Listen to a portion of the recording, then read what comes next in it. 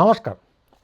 খবরটা এতক্ষণে সবাই জেনে গেছেন যে তিলোত্তমার মা বিজেপির প্রার্থী হতে চলেছেন পানিহাটি কেন্দ্র থেকে। বিজেপি এখনও আনুষ্ঠানিকভাবে কোনো ঘোষণা করেননি, তবে তিলোত্তমার মা এবং বাবার সাংবাদিক সম্মেলনে এসে কথাগুলো জানিয়েছেন, ফলে ভুল হবার সম্ভাবনা কম। তা যদি ঠিকই হয় তাহলেও এক্ষেত্রে আশ্চর্যের কিচ্ছু নেই। ঝুলি থেকে যে নতুন করে বেড়াল বেরিয়ে এলো তাও কিছু না, কারণ বেড়াল অনেক দিন আগেই বেরিয়েছিল।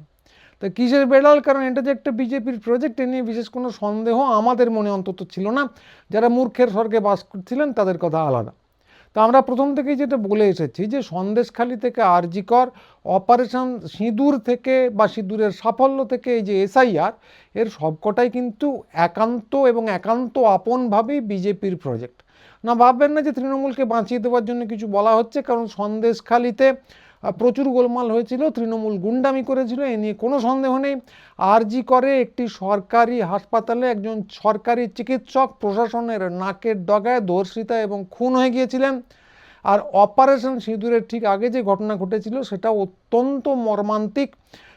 সেখানে পহেলগামে ট্যুরিস্টদেরকে দাঁড় করিয়ে কয়েক ঘন্টা ধরে খুন করা হয়েছিল এবং সেখানে নিরাপত্তা রক্ষীদের টিকি মেলেনি। তো বিশেষ করে আরজি করে নিরাপত্তা রক্ষীর হাতেই একজন খুন হয়েছিলেন, সেখানেও কোনো নিরাপত্তার নিরাপত্তার ধার ধারেনি কেউ, এর দায় অতি অবশ্যই প্রশাসনের।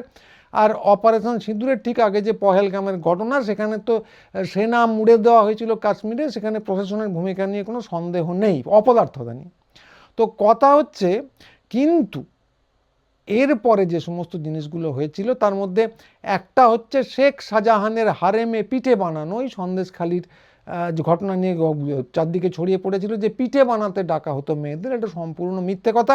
আর শেখ শাহজাহান একটি সংখ্যালঘু নাম, একটি মুসলমান নাম, তাকে ঘিরে হারেমের যে একটা কষ্টকল্পনা তৈরি করা হয়েছিল সেটা নিঃসন্দেহে প্রচণ্ড বড় গুলবাজি, নিয়ে কোনো সন্দেহ নেই।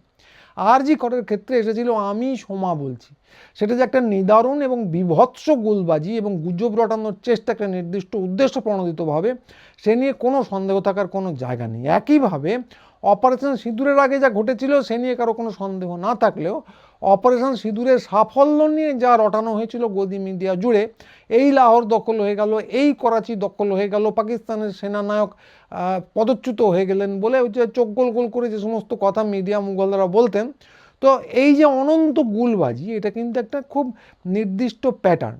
তো একটা ঘটনা ঘটে যায়, তারপর সেটাকে ঘিরে গদি মিডিয়া অজস্র অলিক গল্প নির্মাণ করতে শুরু করে এবং আমাদের যে বিজ্ঞ ভদ্রলোকরা আছেন তারা কিছুটা জেনে বা কিছুই না জেনে, বিজ্ঞ ভাবটা তো দেখাতে হবে, মিথ্যেগুলো পুনরাবৃত্তি করতে শুরু করেন এবং তারপর সত্যটা ঢাকা পড়ে যায়, মিথ্যেটাই সত্য হয়ে যায় এবং তারপর বিজেপি পুরো কাজে এই জিনিসটাকে ব্যবহার করে। তো আরজি কর একেবারেই এর কোনো ব্যতিক্রম না। এই বিগত নারী দিবসের দিনে একজন লেখিকা লিখেছেন দেখলাম যে জানতে পারি একটি মেয়ে ধর্ষিতা হয়েছে, যেখানে 3টি ছেলে আর একটি মেয়ে যুক্ত ছিল, সেই মেয়েটি নাকি ধর্ষিতার হাত মুখ চেপে ধরেছিল, তারপর বিলাপোক্তি করেছেন, তারপর এই নারী দিবসের আর কি মানে। তো কথা হচ্ছে যে এইভাবে তিনি যে এখনও গুজব রটেছিলেন, আমরা জানি যে এটা সম্পূর্ণ গুজব। তো এতদিন পরেও তিনি যে এইভাবে গুজবটা রটিয়ে চলেছেন তার কারণ হচ্ছে যে পুরো বিষয়টা মধ্যবিত্ত জনমানসে একদম গেঁথে দেওয়া হয়েছে এবং সেখানে গদি মিডিয়া এবং ওদের যে প্রচার যন্ত্র আছে তারা সাফল্যমণ্ডিত। তো ইনি যে লেখিকার কথা বললাম, ইচ্ছে করেই নাম বললাম না, কারণ জানি না জেনে করছেন না গুজবের শিকার, এটা বলতে পারবো না আমি। ঠিক যেমন বলতে পারবো না খ্যাতনামা ডাক্তার, উকিল, সমাজকর্মীরা বিজেপির পালে হাওয়া দিতে জেনে বুঝে মিথ্যে কথা বলেছিলেন নাকি তারাও নেহাতি গুজবের শিকার। হতেই পারে দুটো একসঙ্গে হয়েছিল, কিন্তু কোনটা বা দুটোই একসঙ্গে কিনা সেটা বলতে পারবো না। তবে সম্ভাবনাগুলো কিন্তু একদমই উড়িয়ে দেওয়া যায় না। তবে একটা কথা নির্দ্বিধায় বলা যায়, আমি তো বলতেই পারি যে এইভাবে একটা ঘটনাকে ঘিরে মিডিয়াকে কার্যত কিনে নিয়ে একাধটা নয় অজস্র গুজবের ফানুস দিনের পর দিন উড়িয়ে যে জনমানসের ছাপ ফেলা হয়, এটা একটা পরীক্ষা হিসেবে পরীক্ষামূলকভাবে এটা একটা ব্যবহার শুরু করা হয়েছিল গদি মিডিয়া এবং অবশ্যই হিন্দু বীররাই করেছিলেন। আপনাদের মনে থাকতে পারে আরও দু একটা ঘটনা নিয়ে এটা করার চেষ্টা করা হয়েছে, ততটা সাফল্য পায়নি। যেমন ধরুন পানিহাটিতে তথাকথিত ইভটিজিংয়ে একটি মেয়ের মৃত্যুর ঘটনা, সেটা এতই ঘটনাটা উল্টো দিকে যে সেটাকে দাঁড় করানো যায়নি। দুর্গাপুরে একটি মেয়ে তথাকথিতভাবে ধর্ষিত হওয়ার ঘটনা, সেটাকেও ঠিক দাঁড় করানো যায়নি, কিন্তু চেষ্টার কোনো কসুর ছিল না। তো আগের তিনটে ঘটনা বললাম, এবং ছোটোখাটো তো কিছু জিনিস করা যায়নি, হতেই পারে, কিন্তু আগের যে তিনটে ঘটনা বললাম, সন্দেশখালী বলুন, পহেলগাম এর পর অপারেশন সিঁদুরের গুলগাপ্পির কথা বলুন, এবং আরজি কর, তো এই তিনটে ক্ষেত্রেই ওরা কিন্তু সাফল্যমণ্ডিত হয়েছে। এবং তারপরে ওরা কেউটে ধরতে বেরিয়েছে, হেলে ধরা শেষ করে কেউটে ধরতে বেরিয়েছেন। দেখবেন যে আগেই যে বললাম, প্রথম তিনটে আলোড়নের কেন্দ্রে বাস্তব কিছু ঘটনা ছিল, এই আরজি করেই প্রশাসনের অপদার্থতা নিয়ে, এবং একজন নিরাপত্তারক্ষী যে জড়িত আছেন ঘটনায়, এ নিয়ে তো আদালতে ভয়ানক ভর্ৎসনা করা হয়েছে রাজ্য সরকার এবং প্রশাসনকে, এটা ছিল। কিন্তু তারপরে যেটা লক্ষণীয় সেটা হলো যে এসআইআরের ক্ষেত্রে দেখবেন যে ওরা যেটা শুরু করলো, যে বাস্তবতাটুকু বাদ, আমরা তো দেখছি অল্প একটু বাস্তবতা থেকে বিরাট বড় একটা গল্প তৈরি করা যায়, তাহলে ফালতু বাস্তবতাটাই রাখবো কেন, গল্পটাই শুধু বানায়। তো এসআইআর থেকে এই পদ্ধতিটা ওরা শুরু করেছে। তো যেটা শুরু হয়েছিল এসআইআর নিয়ে, সেটা সম্পূর্ণ গুজব, যে পশ্চিমবঙ্গ কাশ্মীর হয়ে যাচ্ছে, চারদিকে ঠিক ঠিক করছে অবৈধ বাংলাদেশি, এমন গুজব রটানো হলো, সারা ভারতবর্ষে তো মারদাঙ্গা শুরু হয়ে গেল, মারা শুরু হয়ে গেল বাংলাভাষীদের। তারপর পশ্চিমবঙ্গেও বলা শুরু হয়ে গেল ডেমোগ্রাফি বদলে যাচ্ছে, পশ্চিমবঙ্গে নাকি 1,20,00,000 রোহিঙ্গা, সেই সংখ্যাটা আবার কমছিল বাড়ছিল, রোহিঙ্গারা সারা পৃথিবীতে ওই পরিমাণে নেই। তারপর বস্তি ফাঁকা হয়ে যাচ্ছে, সেই বস্তির লোকেরা বিহারে ভোট দিতে গেছে না কাজ করতে গেছে কে জানে, কিন্তু বস্তি ফাঁকা হয়ে যাচ্ছে। তারপর দেখা গেল সীমান্তে অজস্র মানুষের ভিড়, যদিও দেখানো হচ্ছিল কুমির ছানার মতো একটা ভিড়কেই 50-60 জনের। তো এই যেগুলো শুরু হলো, সেগুলোর কেন্দ্রে কিন্তু আর কোনো বাস্তবতা নেই, সম্পূর্ণ পরাবাস্তব একটা ব্যাপার, যার কেন্দ্রেও কোনো বাস্তবতা নেই, পুরোটাই গুল। তো আমাদের শাইনিং ভদ্রলোকেরা, যারা বাঙালি শাইনিং ভদ্রলোক, বুদ্ধিজীবী, একটু গায়ে সেন্ট মেখে সভা সমিতিতে কথাবার্তা বলতে যান, তো তারা এটা নিয়ে কিছু বললেন না, কারণ গদি মিডিয়ার পিছনে দৌড়তে দৌড়তে একটা সময় কি হয়, যে ওদের প্রসাদে অভ্যস্ত হয়ে যায় যখন, তখন তাদের মেরুদণ্ডটা সম্পূর্ণ হারিয়ে যায়। ওরা বললে তবে শিরদাঁড়া হাতে তারা মিছিল করবেন, না বললে পারবেন না। তো এতটাই মেরুদণ্ডহীন হয়ে গিয়েছিলেন যে এটা সব জেনে শুনেও তারা আর আঙুল তুলতে পারেননি এসব নিয়ে।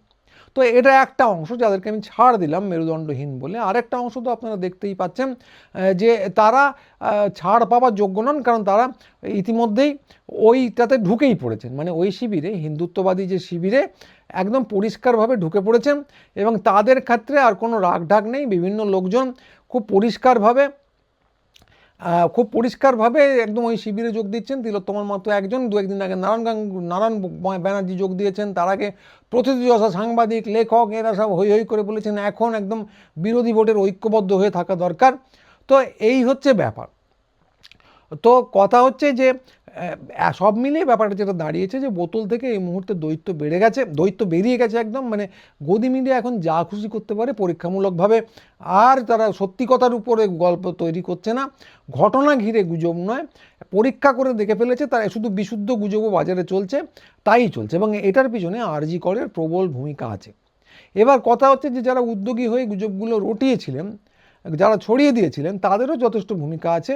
যারা এখনও বলে চলেছেন দেখি যে অভয়া কিন্তু বিচার পেল না, রাজপথ ছাড়ি নাই, তাদেরও আছে। তো কথা হচ্ছে তারা কিচ্ছু স্পষ্ট করে বলেন না, শুধু ধোঁয়াশাটা বজায় রাখেন, এবং এরা খুব পরিষ্কারভাবে জানেন, না জানার কিচ্ছু নেই, এরা এত বোকা কেউ নন, খুব পরিষ্কারভাবেই জানেন যে এর ফলও কিন্তু বিজেপি ঝুলিতে ভরবে। আপনি যত বেশি গুজবগুলো রটাবেন, যত বেশি গুজবের পিছনে দৌড়বেন, যত বেশি গদি মিডিয়া ঢুকবেন, যত বেশি গদি মিডিয়ার ন্যারেটিভকে প্রচার করবেন, আপনি বাম হতে পারেন, বাম নাও হতে পারেন, নিরপেক্ষ হতে পারেন, এমনকি ডান দিক ঘেঁষাও হতে পারেন, কিন্তু বিজেপি নন। কিন্তু আপনি যখনই এই মিডিয়া খুব প্রত্যক্ষভাবে জোরে জোরে এই কথাগুলো বলে চলবেন, সেটা কিন্তু শেষ বিচারে বিজেপির ঝুলিতে গিয়েই পড়বে। খুব পরিষ্কার কথা, এর মধ্যে কোনো লুকো ছাপার ব্যাপার নেই, খুব পরিষ্কারভাবে এটা হবে, যারা করছেন জেনে বুঝেই করছেন। যারা চিৎকার করছেন টিভির পর্দায়, যে কোনো কারণেই হোক, মিডিয়ার লোভের আশায় হোক, মাসোহারার লোভেই হোক, মিডিয়ার দিকে আঙুল না তুলে শুধুমাত্র ওদের ন্যারেটিভকেই অনুসরণ করে চলেছেন, তারা জেনে বুঝেই করেছেন, যে না বোঝার কিছু নেই অন্তত, যে ওটা আলটিমেটলি বিজেপির ভরসাতেই যাবে, বিজেপির ঝুলিতেই যাবে। তো কারণ তিলোত্তমা খুব পরিষ্কার বলে দিয়েছেন, সবাই পশ্চিমবঙ্গের লোকজনও তাই মনে করে যে বিরোধী পক্ষ এখন বিজেপি, এই তো কথা। তো মিডিয়া এটা বোঝে না, ভাবার কোনো কারণ নেই, ওনারা এটা বোঝেন না, ভাবার কোনো কারণ নেই। তো তারাও হয়তো একদিন তিলোত্তমার মায়ের মতো পুরস্কৃত হবেন, বা ইতিমধ্যেই হয়ে গেছেন। কারা কারা হয়েছেন জানি না, কারা হবেন জানি না, এটা ধোঁয়াশা আছে। তো ফলে এদেরকেও একটা কথা খুব স্পষ্ট করে বলে দেওয়ার আছে, মানে যারা ওই অভয়া বিচার পাই নাই, রাজপথ ছাড়ি নাই ইত্যাদি বলে যাচ্ছেন, তাদের কাছে খুব স্পষ্ট করে দুটো জিনিস জানতে চাই। সময় এসে গেছে, এটা জানার দরকার আছে যে তারা কি বলতে চাইছেন। হতে পারে এক, যে সঞ্জয় রায় খুনি না, এটা বলতে চাইছেন, খুনি নিষ্পাপ ফুলের মতো একটি মানুষ, নিরাপরাধ, এটা বলতে চাইছেন। দুই হচ্ছে, এটাও হতে পারে যে সঞ্জয় রায় খুনি কিন্তু একা নয়, আসলে ওটার মধ্যে কেউ কেউ জড়িত। তা তো অবাস্তব কিছু নেই, হতেই পারে যে দুটোর কোনো একটা হতে পারে, বা দুটোই একসঙ্গে হতে পারে, মানে সে খুন করেছে সঙ্গে কেউ জড়িত ছিল, বা সবাই মিলে করেছে তাও হতে পারে, বা খুনি নয় আদৌ তাও হতে পারে। কিন্তু এই দুটোর মধ্যে কোনো একটা যদি পুরো মাত্রায় বা আংশিকভাবে সত্য হয়, তাহলে খুব পরিষ্কার করে বলতে হবে যে খুনি কে, এবং অথবা খুনে আর কে কে জড়িত ছিল। তো এই দুটো না জানলে সঞ্জয় রায় খুনি না, বা সঞ্জয় রায় খুনি কিন্তু আরও কেউ কেউ জড়িত ছিল, কোনোটাই বলা যায় না। তো এবং শুধু বললেই হবে না, এর পক্ষে যুক্তিও দিতে হবে, একটা যুক্তিগ্রাহ্য কোনো একটা কথা পেশ করতে হবে। কেন? কারণ ধরুন আমি যদি মনে করি, আমি বলতেই পারি, আমার কোনো অসুবিধা তো নেই, বলে দিলেই হলো যে রাজীব গান্ধী যে মারা গিয়েছিলেন, খুন হয়েছিলেন, তার মৃত্যুর জন্য আমার পাশের বাড়ির ভুলু পিসিমা দায়ী। তো বলতেই পারি আমি, কারণ হিসেবে কথাও বলতে পারি যে উনি টিভিতে রাজীব গান্ধীকে দেখলেই চূড়ান্ত গালাগাল দিতেন, এবং একবার আমি ওনাকে হাতে কাটারে নিয়েও দেখেছি, এবং ওনার বাড়িতে প্রচুর চকলেট বোম জমা ছিল, ফলে বিস্ফোরণ উনি ঘটাতেই পারেন। তো এই কথাগুলো আমি বলতেই পারি, কিন্তু যুক্তিগ্রাহ্য হবে না, লোকে শুনলে হাসবে। তো ফলে এই রকম কিছু বস্তুর বদলে যদি যুক্তিসঙ্গত কিছু থাকে, তো তাদেরকে বলবো, দাবি করছি আমি, এটা অতি অবশ্যই জানান। মানে গদি মিডিয়ার মতো গুলবাজি করে ছেড়ে দিলাম, এটা করলে হবে না। তো এইটা জানান, কি এরকম কিছু বস্তু থাকলে, যুক্তিসঙ্গত কিছু বক্তব্য থাকলে পরিষ্কার করে বলুন এই দুটো, কে খুন করেছে, কারা জড়িত ছিল, এবং তার পক্ষে আপনার যুক্তিসঙ্গত বক্তব্য কী। তো তারপর সাংবাদিক সম্মেলন করুন, সোশ্যাল মিডিয়ায় লাইভ করুন, যা খুশি করুন, আরজি কর নিয়ে একটা পুস্তিকা বা বই লিখুন, এই আমি লিখেছি আমার দৃষ্টিভঙ্গি নিয়ে, কোনো কিছু তো লুকোয়নি। তো সেরকম একটা কিছু বিশদেও লিখতে পারেন, যুক্তিসঙ্গত কিছু থাকলে নিশ্চয়ই লোকে বুঝবে। এই আমি ধরুন যদি যুক্তিসঙ্গত কিছু থাকে, আমার অবস্থান বোধ নেই, আমি ব্যক্তিগতভাবে সঙ্গে থাকবো, আপনাদের পক্ষে বলবো, লিখবো, অসুবিধা কিছু নেই। তো এখনও পর্যন্ত আমি বলছি না কেন আপনাদের পক্ষে, বলছি না কারণ এখনও পর্যন্ত বলার বা লেখার মতো কিচ্ছু পাইনি। দু একটা যা পড়েছি সেগুলো নেহাতি সম্পূর্ণ ভুলে ভর্তি, মানে আদালতের রায়টাও আদৌ পড়েছেন কিনা যথেষ্ট সন্দেহ আছে, কারণ রায় যে প্রশ্নগুলোর উত্তর দেওয়া আছে সেগুলো নিয়ে মাঝে মাঝে দু একটা কথা বলা হচ্ছে, তার বাইরে কিছু না। তা কাজেই বলবো যে এই সমস্ত করার আগে বলবেন, কথা বলবেন, লিখবেন, নিশ্চয়ই আমার দাবি, কিন্তু তার আগে অতি অবশ্যই আদালতের রায়, ময়নাতদন্ত, সাক্ষীদের বয়ান, কোথায় কি বেরিয়েছে, অন্তত আমাদের যে বইটা সেটাও পড়ুন, সেখানে সমস্ত কিছু সারসংক্ষেপ দেওয়া আছে। এইগুলো অন্তত সহজ পাঠের মতো করে বলুন, তারপর এমএ ক্লাসের পড়া করবেন, সহজ পাঠটা আগে পড়ে রাখুন। তো তারপর নিশ্চয়ই ফাঁক ফোঁক ধরবেন, যুক্তি দেবেন, কারণ খুব পরিষ্কারভাবে বলতে চাই যে আদালতের রায় গীতার অধ্যায় নয়, তার বিরোধিতা করে কথা বলাও যায়, তার ফাঁক ফোঁক ধরাও যায়, সমস্ত কিছু নতমস্তকে মেনে নেবার কোনো প্রশ্নই নেই। ফলে এই সমস্ত কিছু করে যুক্তিসঙ্গতভাবে প্রশ্নগুলোর উত্তর দিন, কি বলতে চাইছেন, সঞ্জয় রায় খুনি নয়, না খুনি কিন্তু সঙ্গে অন্য কেউ ছিল, এবং তার পক্ষে যুক্তিসঙ্গত বক্তব্যটা কী। তো এইটা করুন, এটা আপনাদের কাছে দাবি। এবং এর কিছু না করে যদি স্রেফ ধোঁয়াশা তৈরি করে চলেন এখনও, তাহলে বলতেই হবে যে অন্য কিচ্ছু না, তিলোত্তমার মা আলাদা কেউ নন, আপনারাও বস্তুত বিজেপির পক্ষে জনসমর্থন তৈরির কাজে সক্রিয়ভাবে লিপ্ত আছেন, সক্রিয়ভাবে, কারণ এতদিন বলার পরেও এটা না বোঝার এখন আর কোনো কারণ নেই। তো এছাড়াও আরও কিছু জিনিসের ব্যাখ্যা চাইবার সময় হয়ে গেছে, কারণ খুব পরিষ্কার করে ঘটনাটা ঘটার পর কী ঘটেছিল সেগুলো নিয়ে একটা আমরা যদি একটা টাইম লাইন তৈরি করি, সময় সারণী তৈরি করি, তাহলে দেখব যে 9 তারিখ ঘটনাটা ঘটেছিল প্রশাসনের নাকের ডগায়, যেটা আগেই বলেছিলাম যে হাসপাতালের মধ্যে একজন সরকারি চিকিৎসক ধর্ষিতা এবং খুন হলেন একজন সরকারি নিরাপত্তা রক্ষীর হাতে। এর দায় অতি অবশ্যই প্রশাসনের। অ্যাসিস্ট্যান্ট সুপার তারপর ফোনে আত্মহত্যা বলে চালানোর চেষ্টা করলেন বিষয়টা, জুনিয়র ডাক্তাররা তার বিরুদ্ধে গর্জে উঠলেন, তারা বিক্ষোভ শুরু করলেন, তাদের দাবিতেই হাসপাতালে সেদিনই অন ক্যামেরা ময়নাতদন্ত হলো, টিভিতে খবর হলো। তো এই নিয়ে রাজ্য সরকারকে যেভাবে দায়ী করা হয়েছে তাতে বিরোধিতা করার কিচ্ছু নেই, 100 বার ঠিক কাজ করা হয়েছে, আরও বড় আন্দোলন করার দরকার ছিল। কিন্তু এরপরে যেটা শুরু হলো সেটাই হলো ভয়ানক, তারপরেই ছড়াতে থাকা হলো গুজব। প্রথমে ছোট্ট গুজব দিয়ে শুরু হয়েছিল যে মীনাক্ষী কলতান গাড়ি আটকেছেন, নইলে কিছুই হতো না। তো এটা সম্পূর্ণ ভুয়ো খবর, কারণ এরকম কিছু নয়, ওনারা গাড়ি আটকেছেন, গাড়ি আটকাতেও পারেননি, তার আগেই ময়নাতদন্ত হয়েছে এবং গাড়ির যেখানে গন্তব্য ছিল গাড়ি সেখানেই গেছে। তো এই ছোট্ট ভুয়ো খবর দিয়ে শুরু হয়েছিল, যেটা ফুসকুড়ি, এটা ততটা বিপজ্জনক কিছু লাগেনি, কিন্তু এটা ছিল ফুসকুড়ি। তো 3 দিন বাদে আমরা দেখতে পেলাম যে বড় বড় গুজবের যে বড় বড় বেলুন, গ্যাস বেলুন, সেগুলো ফুলতে শুরু করেছে। আগস্টের 12 তারিখ, 3 দিন পরে ডাক্তার সুবর্ণ গোস্বামী আনন্দবাজার অনলাইনে বললেন যে পোস্টমর্টেম রিপোর্টে যা লিখেছে তাতে একটা হিউজ পরিমাণ, প্রায় 150 গ্রামের বেশি লিকুইড স্যাম্পল তারা পেয়েছে। সেটা হয়তো কিছুটা রক্তমাখা সিমেন্ট হতে পারে, কিন্তু এতটা ভারী স্যাম্পল আমাদের যা মনে হয় এটা একজনের বীর্য হতে পারে না। তো ওখান থেকেই 150 গ্রাম বীর্য এবং বহু লোক জড়িত এই গুজবটা ছড়িয়ে পড়তে শুরু করে। তো পরের দিন 13 তারিখ হাইকোর্টের শুনানিতে এখন অধুনা যে বিজেপি প্রার্থী আছেন তিলোত্তমার মা এবং তার বাবা, তাদের হয়ে সওয়াল করছিলেন অধুনা সিপিএম প্রার্থী বিকাশ রঞ্জন ভট্টাচার্য। তো সেখানে তারা তো খুব বন্ধু ছিলেন তখন। তো সেখানে তিনি খুব স্পষ্ট করে, মানে বিকাশবাবু খুব স্পষ্ট করে বলেছিলেন যে গতকাল অর্থাৎ আগের দিন অর্থাৎ 12 তারিখ যখন তিনি ওই জায়গায় গিয়েছিলেন, ওই জায়গায় বলেছিলেন, মানে নিশ্চয়ই আরজি করি হবে, তো গিয়েছিলেন সহমর্মিতা জানাতে, তখন ফরেন্সিক এক্সপার্টের সঙ্গে, জনৈক ফরেন্সিক এক্সপার্টের সঙ্গে তার কথা হয়, নামটা আজ পর্যন্ত আমরা জানতে পারিনি।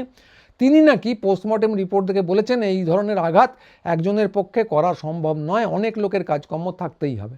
তো সেই এক্সপার্টের নাম আমরা জানতে পারিনি, যদিও সর্বভারতীয় এক্সপার্টরা ঠিক উল্টো কথা বলেছেন তাদের রিপোর্টে, সেটা আমরা জানি। ফলে এই দুটো নিঃসন্দেহে ভুয়ো খবর, এ দুটো খুব উদ্যোগ নিয়ে ছড়ানো হয়েছিল, এ নিয়ে কোনো সন্দেহ নেই। ততক্ষণে বাজারে এসে গেছে ভুয়ো খবরের ওভারডোজ। আমি সমা বলছি, সেটা তো সবাই শুনেছেন। তাতে ভয়ানক বর্ণনা ছিল যে মেয়েটির উপর কী করে অত্যাচার হলো, তার গ্রাফিক বর্ণনা।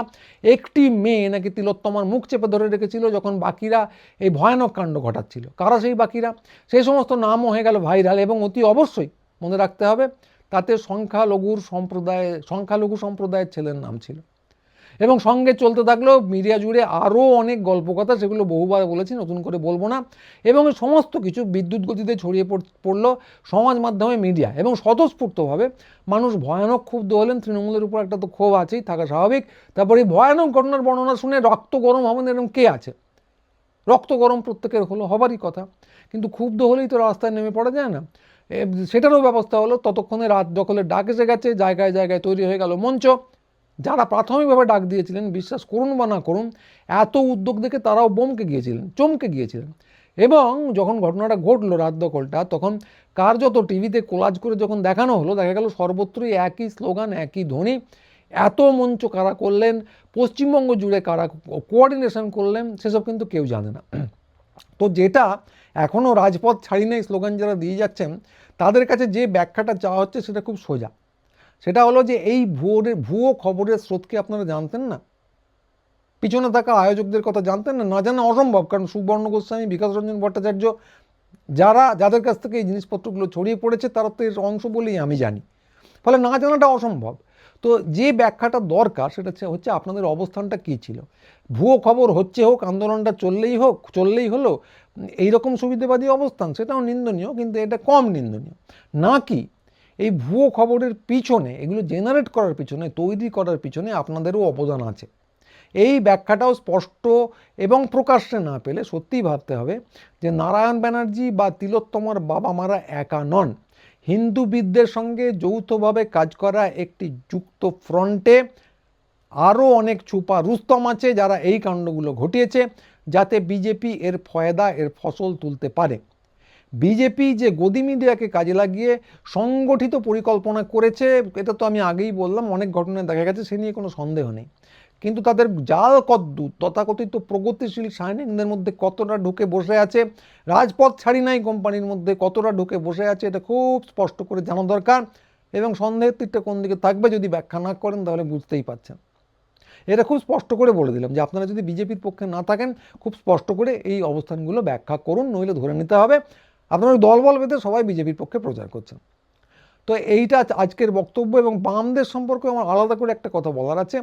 তো তিলোত্তমার বাবা মা দেখলাম যে বামদেরও প্রবল গাল দিয়েছেন, যারা একদিন ওকে পক্ষী মাতার মতো আগলে রেখেছিল। এমনকি বক্তব্যে অসঙ্গতি আছে, তিলোত্তমার বাবা মার এই কথা বললেও ঝাঁপিয়ে পড়তো, অসম্মান করা হয়েছে বলে। ওনাদের বক্তব্যে প্রচুর অসঙ্গতি ছিল, নানা সময় নানা কথা বলেছেন, এ নিয়ে কোনো সন্দেহ নেই। তো এবার দেখতে পাচ্ছি যেটা ওরা নরম স্বরে উনি ভুল করেছেন ন্যারেটিভ ছড়াতে শুরু করবেন। তো কথা হচ্ছে না, উনি ভুল করেননি, যেমন নারায়ণবাবু ভুল করেননি, একইভাবে তিলোত্তমার মাও ভুল করেননি। এবং যারা নরম স্বরে এটাকে বলছেন একটু ভুল হয়ে গেছে, তারাও ভুল করেননি। তারা খুব ভালো করে জানতেন এবং জেনে বুঝে করেছেন যে গদি মিডিয়াকে ব্যবহার করে বিজেপির ঘরে ফসল তোলার যে উদ্দেশ্য, সেই ফসল কাটায় তারা সহযোগিতা করবেন। কোথাও একটা ছুপা রুস্তমরা এই যুক্ত ফ্রন্টটা বানিয়ে কাজ করেছেন, এ নিয়ে কোনো সন্দেহের জায়গা নেই, এটা হয়েছে এবং সেই উদ্যোগটা সফল হয়েছে। ভুলটা যদি কেউ করে থাকে, যারা বিজেপি নন কিন্তু এর মধ্যে জড়িয়ে ছিলেন, ভুলটা তারা করেছেন, লিঙ্গ রাজনীতির নামে করেছেন, গদি মিডিয়াকে ভগবান ভেবে করেছেন এবং এখনও ওরা একটু ভুল করে ফেলছেন বলে নরম হচ্ছেন।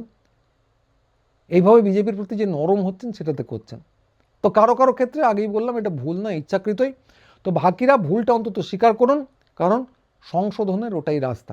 বিজেপিকে রুখতে হবে, এটাই শেষ কথা, তারপর বাকি চুরোচুরি দেখে নেওয়া যাবে।